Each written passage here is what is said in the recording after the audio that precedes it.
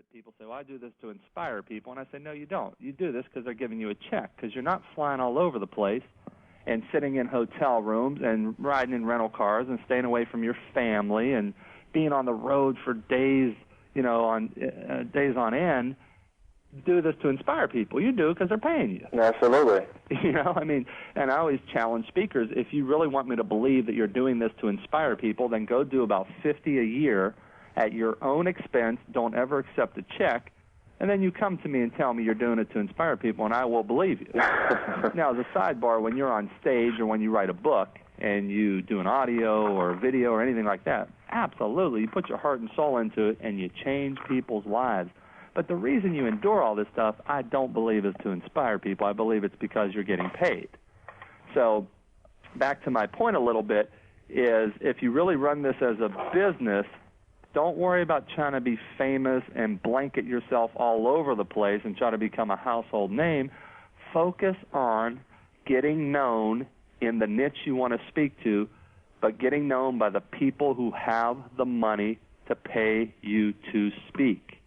A lot of people on this call, Jonathan, have never heard of me, but I do a lot of dates a year. I do over 100 dates a year, and I make a lot of money, and they've never heard of me, but the people who have the money to pay me to speak have heard of me, because I get my name and my information in front of those people. And that's why, coming back to your question, I honestly believe that certain speakers get booked over more experienced speakers.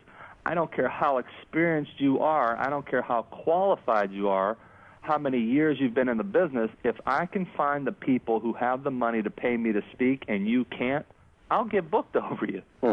It's really that simple. And I always say this, too, and this is real, real important.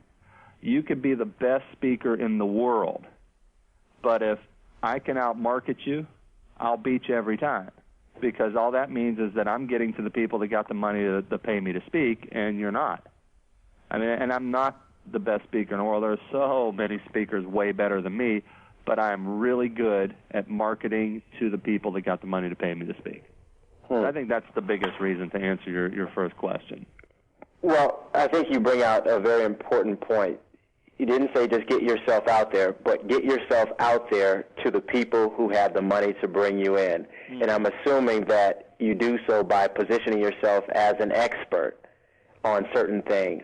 Right. How do you become a perceived expert in a given niche? Well, first of all, let me even take it a step further, or earlier, if you will. A lot of people, this is a big, big mistake, and this might be tying into a question you're going to ask a little bit later, but I think it's important to get it up front. A lot of speakers make a big, big, big, big mistake, and they just create some kind of talk or program, and they say, I'm going to go talk about this. Well, if the market doesn't buy that, meaning the speaking market doesn't book that, then you're never going to be booked. It doesn't matter what you want to talk on. You got to first figure out, does the market even want that? Okay?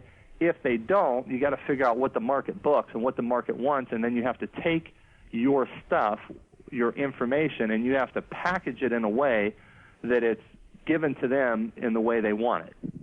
Like, for example, I'll give you a great example. I've had a guy that came through my boot camp. He's actually coming back to another one in a few months, and he was very, very adamant about speaking on creativity in the corporate market. And I said, well, Jerry, that's great if you want to do that, but you're never going to be booked. And he's like, well, no, you don't understand. I see all these books in the bookstore on creativity. I said, well, Jerry, you're talking about apples. I'm talking about oranges. Just because there are books in the bookstore does not mean that that's what the meeting planners or the corporate buyers book. I said, I read all the industry reports, and I know they don't book creativity. The number one thing they book most is success/motivation/ peak performance, being more successful, that sort of type of talk, motivational. I said, that's booked more than anything. And then number two is change and leadership, and then comes sales and customer service. I said, Jerry, creativity is not even in the top 4, 5, or 6. And I said, so you're going to have a tough time getting booked.